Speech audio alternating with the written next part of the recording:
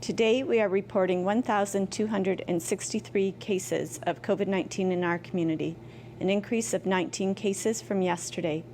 17 people work in the agri-farm sector. 2 people are household contacts of a case. 730 cases have now resolved. 451 cases or people are self-isolating, and 2 people are in hospital. 22% of our cases are between the ages of 20 and 29 years. 20% are between the ages of 30 and 39 years, and 17% of our cases are between the ages of 40 and 49 years. 55% are male and 44% are female, with 1% is unknown at this time. Our community has lost a total of 67 people to COVID-19. 49 deaths have occurred among residents in long-term care and retirement homes. There are currently 2 long-term care homes that are experiencing a COVID-19 outbreak. And there are currently 8 workplaces in the agriculture sector that are experiencing a COVID-19 outbreak. Symptoms of COVID-19 range from mild respiratory or flu-like symptoms to severe symptoms. Some common symptoms include fever, a new or worsening cough, a barking cough, chills, sore throat, and shortness of breath. Call 911 if you have difficulty breathing and are struggling to breathe or speak, or are experiencing severe chest pain, or if you are feeling confused or losing consciousness. Please be reminded that Windsor-Essex has 2 COVID-19 assessment centers, Erie Shores Healthcare in Leamington and Windsor Regional Hospital Olette Campus. SOHAC, the Southwest Ontario Aboriginal Health Access Centre in Windsor, also offers testing for First Nations, Métis, and Inuit people and their families. Please continue to visit our website at WECHU.org for the most current information and case counts. I will now turn it over to Dr. Wajid Ahmed, our Medical Officer of Health, for the EPI summary report.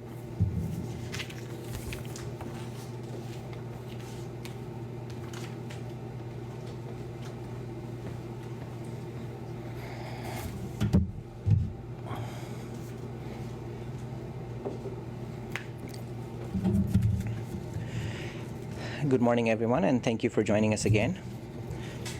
Since the beginning of this COVID-19 pandemic, the staff at Windsor-Essex County Health Unit has been working tirelessly to protect and promote the health of and well-being of our community. It's been more than 3 months your public health unit staff have been working at least 10 to 12 hours a day and 7 days a week to keep the community safe and protect the health of the public. The goals of COVID-19 pandemic was fourfold. First one was to save lives, and we have done a pretty good job in terms of saving that life overall. The second goal was to reduce the morbidity and mortality and the spread of the containment of the disease, which was also done very well.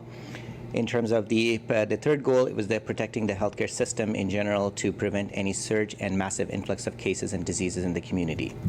So we have seen that that didn't happen as well. The fourth goal of this COVID-19 pandemic was to reduce the economic and societal impacts in the community.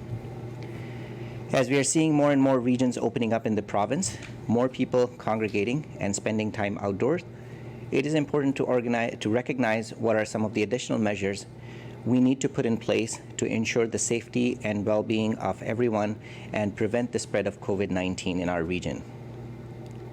As we are constantly looking at new research emerging from all around the world, we made a recommendation to wear a cloth mask in areas where physical distancing is not possible, for example, grocery stores and transits. We got a good response in our community, and many people are wearing the mask, and are not many people are wearing the mask when they are in these places. However, there are others who are not wearing the mask and are not necessarily practicing physical distancing. In order for us to be ready to move forward to stage 2 reopening, we are looking at additional measures that would give us more confidence in how we are keeping our community safe. Starting next week, there will be a mandatory mask policy in all commercial establishments in Windsor and Essex. This should give all area residents a lead time and business establishments some lead time to have policies in place to require a cloth mask to enter each of the business establishment. Having a mandatory mask policy at all commercial establishments will make it everyone's responsibility to play their part in reducing the transmission. Please remember, masks do not replace the need for physical distancing, and it do not protect you from COVID-19, the person who is wearing it, but in fact, it protects others from the person wearing the mask if they develop any symptoms of COVID-19.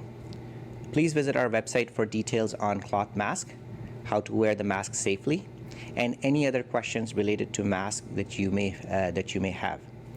We will be sharing more details on the specific requirements for masking early next week. Mandatory mask at every commercial establishment will help us feel more confident about our COVID-19 containment and will help us move further in the right direction towards stage 2 reopening. We'll now move on to the weekly epi summary.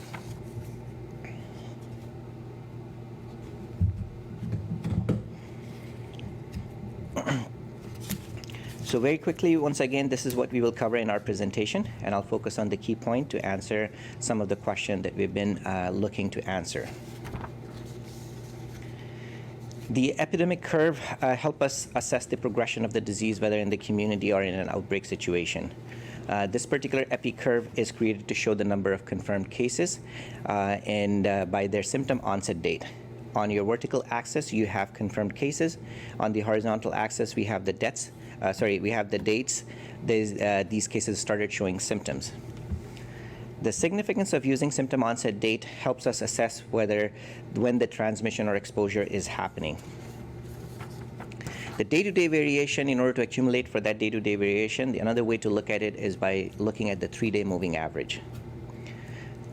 3-day moving average help us capture some of these variation, and we can see roughly since second and third week of April, we saw a decline in the case count, and then we have seen some peaks coming into the month of May. Please note that the data represented in the shaded area may not be reported yet to public health and may not be entirely accurate and subject to change.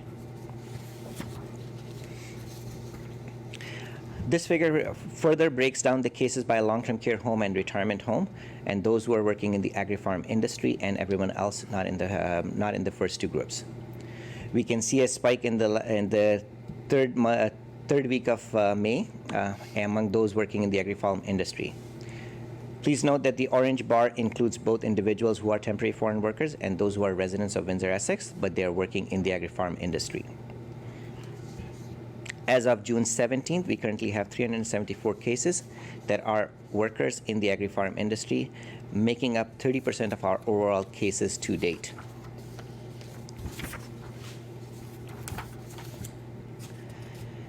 So this figure looks at the case counts of Windsor-Essex when we remove the cases from the long-term care home, retirement home, including staff, and agri-farm workers.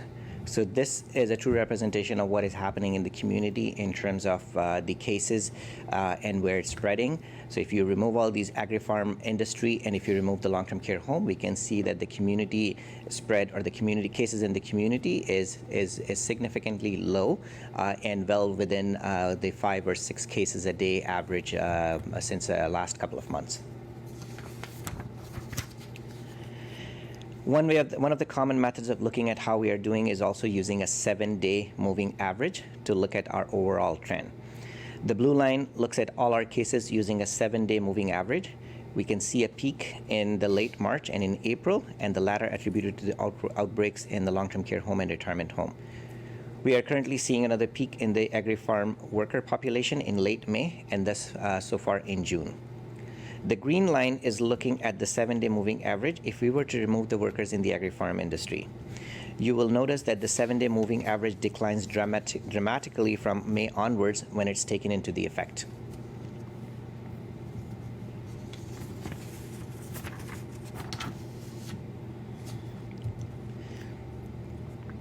So looking at how we are doing compared to the rest of the province, and we can see that Windsor-Essex has the 4th highest rate in the province, and our rates are higher than the provincial average.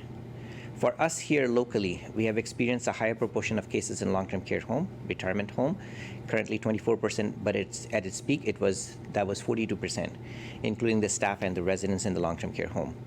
We are now currently seeing an increase in the number of individuals in the agri-farm sector that constitute 30% of our total cases. Looking at the overall case by age and sex, and this is what it looks like in the past 2 weeks. And overall compared to the past 2 weeks. So we have seen an increase in the age group between 20 and 50, where we have seen an increase in that particular age group, but overall male are constitute more cases in the last 2 weeks, and even overall in the community. This particular graph shows the distribution of COVID-19 cases by each of the municipalities. Currently, 44% of our cases are from Windsor, and the rest are from the county. We are seeing almost 30% of our cases from the Leamington area, and this is due to the uptake of cases in the agri-farm sector. Breaking it further down into what's happening in the last 30 days of distribution of COVID-19 cases by each of the municipality. And we can see that Leamington constitutes 63% of the cases, while the rest of the county case counts is relatively stable overall, and also Kingsville, and both these regions are constituting these cases because of the agri-farm industry workers constituting the cases. Going further down into the last 7 days case distribution, we have seen that Leamington constituted a little over half of the cases, while Kingsville constituted 35% of the cases, where the rest of the municipalities have a low number of cases overall.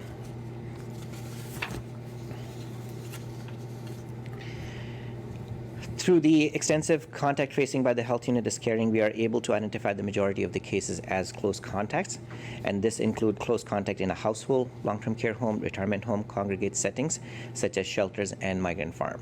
So we can see in this particular graph that the travel-related cases have pretty much gone down to zero, whereas most of the cases that we are seeing are in close contacts, which is good from a public health containment perspective.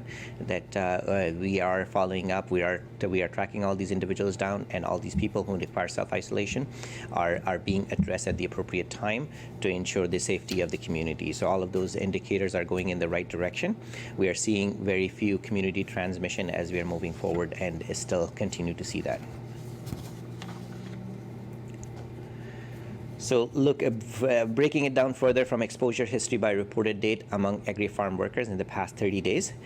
So this graph is looking at the majority of cases have acquired primarily through the close contacts, and we are seeing this instances where we are seeing some instances where it's also community acquired.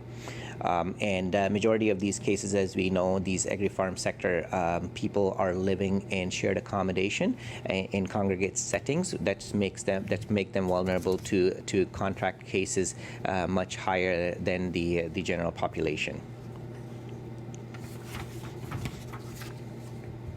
Looking at COVID-19 cases by healthcare worker status, so this is what it looks like. Initially, we have seen up to 36% to 40% of the cases in the healthcare workers, which is now going down to pretty much 19% of the total cases overall since the beginning. But as we have identified lately, those numbers are significantly lower compared to what we have seen in the initial stages of COVID-19.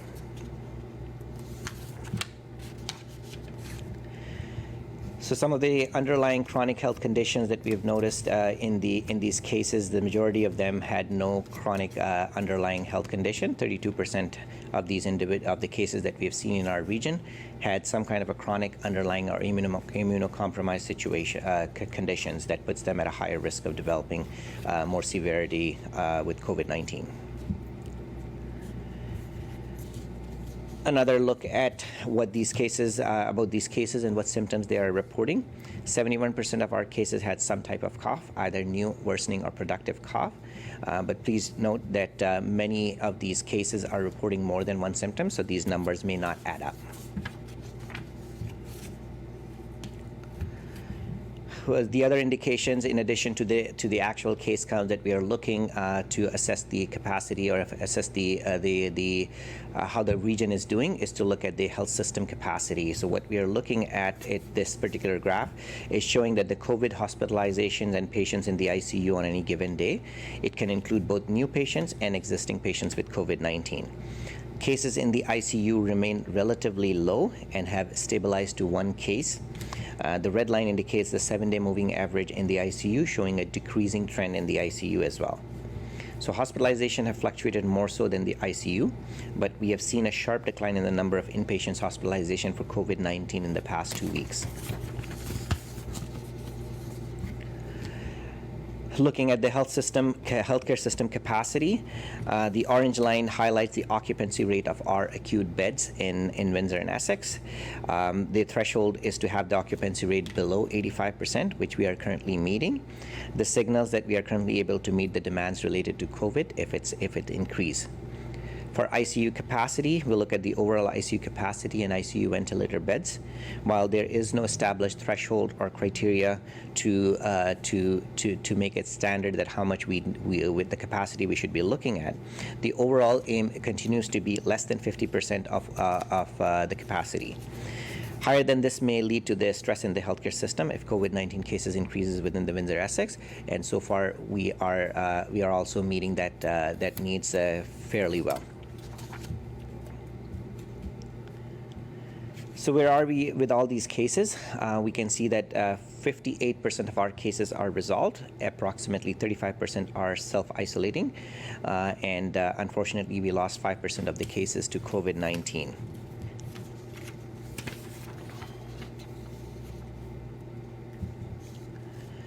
Looking further at the age and sex breakdown of the people who lost their lives to COVID-19, overall more female died with COVID diagnosis compared to males. From an age distribution perspective, almost 70% of the deaths were in individuals who were 80 years and older. The youngest person who died was a man in his 20s.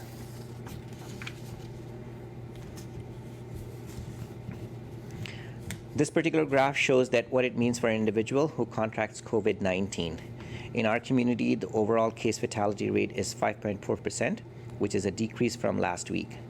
Those who are living in the long-term care home and retirement home, case fatality is significantly high, 16.3% in this age group.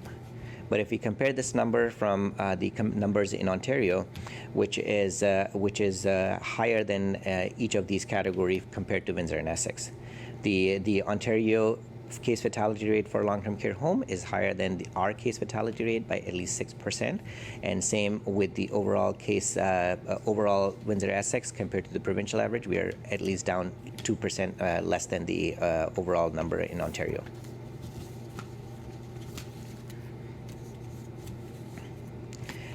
As many of you are aware that we did the random drive-through testing in Windsor and Essex, so now we have data for all of those cases all of the people who visited our facility, and look at the number of people who are positive, asymptomatic positive and symptomatic positive, and the breakdown of all those details are there. In total, we tested more than a little over 4,900 and 4,916 to be precise, and only 8 individuals have tested positive so far. 3 showed symptoms when we swabbed them, and 5 had no symptoms. The snapshot provides us with the good news, as even with the testing almost close to 5,000 residents, across Windsor-Essex, only 8 or 0.2% tested positive. When we are looking at these numbers from a community perspective, obviously this is a good sign, because what we are looking is we are going down into each of these community and giving an opportunity to anyone who feels that either they have symptoms or even if they don't have symptoms. So what's the current prevalence of COVID-19 in our community? So this is the step that we took. We did some sample size calculation to identify the appropriate number that we need to answer this question, and based on that method, we are looking at these numbers, which gives us a good confidence in terms of the true spread and true situation of our entire community in Windsor and Essex.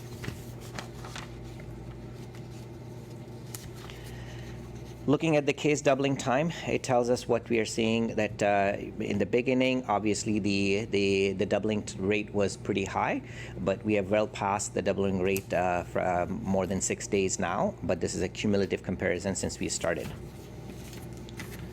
Looking at the doubling time over day-to-day comparison, we can see that that overall as a country we're moving in the right direction. We have seen some variability in Ontario, but the case counts have declined. In Windsor and Essex, day-to-day over doubling time has dropped due to the high number of cases we have seen in the past couple of weeks, but those numbers are getting closer to the overall Ontario number as well. Looking at the most recent effective are not effective. And are not effective is based off the symptom onset date, and it is an indicator of if someone develops COVID-19, how many more individuals that these person can spread it to other. When the R naught is greater than 1, each existing infection can cause more than 1 new cases, and our R naught estimate has increased recently due to the cases in the agri farm, but overall we stayed below 1, which is where we want to be, and bringing it down further to the situation where we can see that the number of cases are going down eventually. When the R naught is less than 1, that means every infection caused less than 1 new infection, signaling a decrease in the virus in the community. And even though we are below 1, we have seen some variation recently, but overall our trend and our numbers for R naught was stayed below 1. So in summary, Windsor-Essex has continued to see a high number of cases. More recently are attributed to the agri-farm sector, and the primary source of exposure continued to be through close contact with confirmed cases. The hospitalization and ICU capacity are well within expected thresholds. The random testing has yielded very few positive in our community, which is a good indicator from a community perspective and community spread perspective. R naught effective value is less than 1, signaling a decrease in the spread of COVID-19 in our community.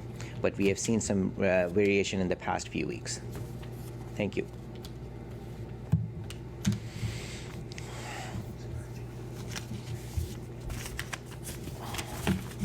The conference is now unmuted. We'll now move to our first round of questions. CBC, do you want to start? Sure. Dr. Ahmed, can you just let us know how many active cases there are? So sorry, I think I missed it off the top. Active cases overall, that number will have to, you have the active cases.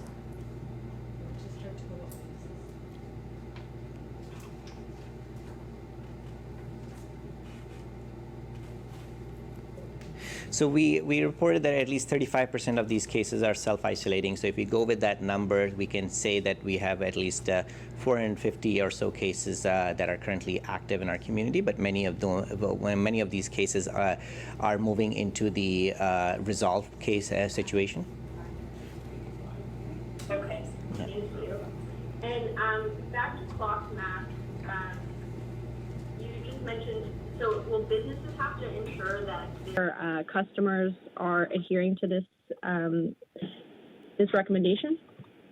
That's the idea that it would be the business establishment who would be setting up these recommendations for everyone, and we will be working with them to work on the specific language that they need. But that would be our requirement from a public health perspective, that the business establishment should have policies in place that would ensure that people who are coming to those commercial establishment, and we'll make a distinction as well that what is meant by commercial establishment and which of these facilities are there. We know that some of these businesses are already implementing such policies. We'd like to see it applied more broadly, and ensuring that they are very clear in terms of the expectation. The public is very clear in terms of the expectation, and when they're visiting these commercial establishments, the signage, the policies that each of these businesses need are available. But it would be to the individual to bring their own mask before they go into the facility. The business establishment can facilitate that as well, but those are some of the details that we'll still have to work out and share in the coming weeks. But we want to make sure that we are sharing that information, so people, if they haven't been using masks, or if they don't have access to masks, they can try and get that if they are visiting any of these commercial establishment before it becomes mandatory.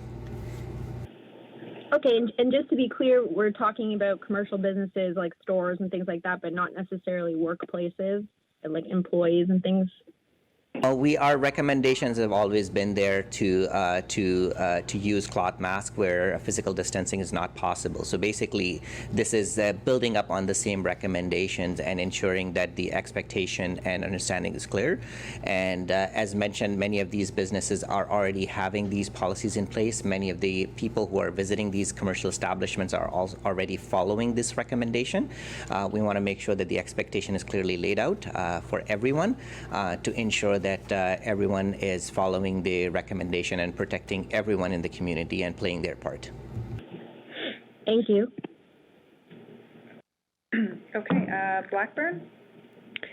Yeah, I was just you're looking at the data about like doubling time in the community and the R naught. Has there been any figures done about what that time would be among the migrant farm population? Like, is it growing a lot faster in that population? I mean, obviously it is, but have you done any calculations to that effect?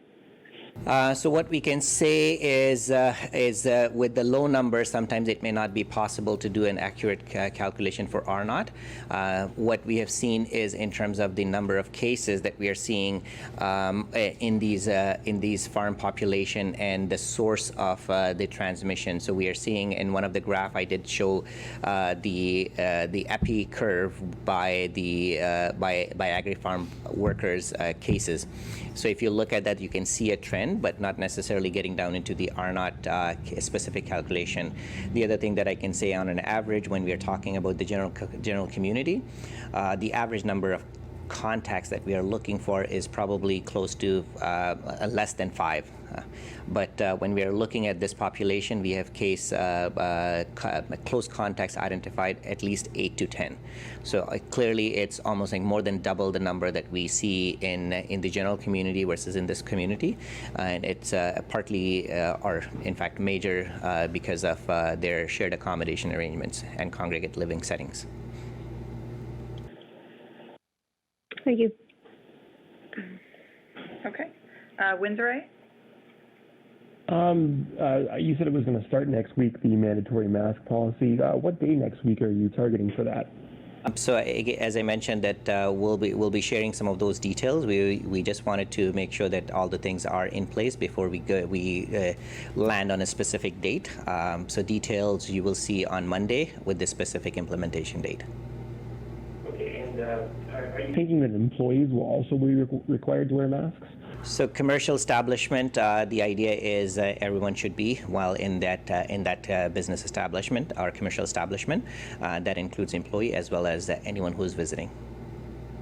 And aside from the obvious stores and that sort of stuff, are there any other types of businesses that you're thinking that would be targeted, such as churches or drive-in movie theaters? Not necessarily. I think this is just for more depending on where we are heading down with respect to the reopening.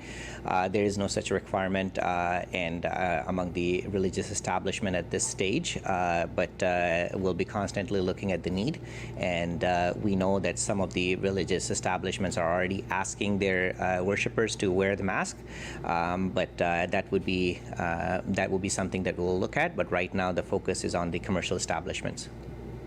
Okay, thank you.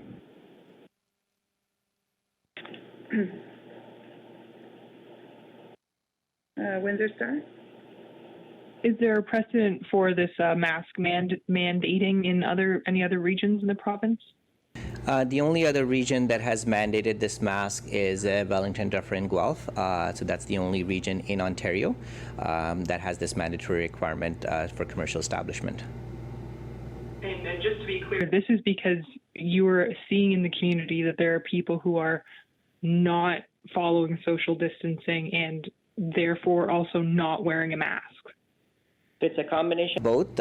We do feel that there are a good number of people who are doing that, and there are people who are not doing it. And also, in terms of for us to be better prepared for moving into stage 2, I think it's important that we look at other ways to ensuring that with the influx of the people visiting these commercial establishments, going into these businesses, we have better ways to try and contain the disease. And so that's the rationale behind. So it's a combination of both. It's also to prepare us to move us to the stage 2, and also to make it a level playing field for everyone, and expect everyone to wear masks, because we can easily see the people who are wearing masks and following all those physical distancing, and when in the same settings, if someone is not wearing a mask or not following physical distancing, it just makes things more challenging.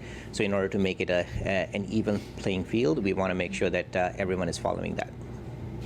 And just like a no shoes, no shirt, no service policy, businesses are totally in their right to deny business if somebody's not wearing a mask. Is that true? That is the idea, and but that would be backed by our recommendation. So that would obviously will help the business to use that as their policy, business policy to enforce that. Thank you. Okay, I'm just going to check. Is AM 800? Yes, I'm here. Okay, go ahead. Dr. Ahmed, you had mentioned that this is something that you're looking at doing, or that you will be implementing as a way to help us get to stage 2. So was this something that was suggested from the provincial level that has come down to you, or is this just a proactive step that you are taking? No, this is a proactive step that we are taking, and just like we have said that the recommendation was always there, it's just being more formalized and ensuring that it's there for us. And as we prepare to move into the stage 2, that's definitely something that would give me more confidence and give the community more confidence before we move to the stage 2. And there's always been age recommendations for the mask. So if somebody does have to take a younger person into a store with them, will this include kids? I feel like 12 was the maybe recommended age, where under that kids don't have to wear masks, but will that change? So there will be specific exceptions. So the recommendation has always been for face mask. Face mask is to use in children at least older than 2 years and above. And right now, I think the best thing that you can do is not to take your children into stores if at all possible, if they cannot wear the mask or if they're too young to wear a mask. So that's in their best interest. But having said that, all those details and exceptions will be there, because there will be people who, for medical reason, may be unable to wear the mask. So all those exceptions will be clearly laid out as well. That it, as much as it's the expectation for everyone to wear the mask, with some individuals who are unable to wear the mask. And again, going back to reflecting it back into the business establishment. So we're not expecting that if someone cannot wear a mask for any reason, to carry some kind of a letter from a doctor to say that I cannot wear a mask because of this reason. But at least it would be something that would be it shouldn't be asked or requested, but something that needs to be considered, that there will be people who, for medical reason or any other reason, could not wear masks. And we don't want to create this inequity. So we want to make sure that some exemptions are in place for those individuals. But for the general public, the recommendation would be to mandatory wear a mask while in the commercial establishment. Okay, sorry. So you said it will or it won't be required to have some type of doctor's or medical note? It won't be. There won't be any requirement. It would be more on the individuals. I guess we'll have to take them their word and I'm sure people will be truthful in what they're saying. We don't want to create more barriers that now you need a letter or you need something. So that won't be in place. So it would be obviously in your you being truthful in sharing. But the idea is if everyone is wearing, there will be very few people with the exception, and we don't want to burden them by asking all those requests.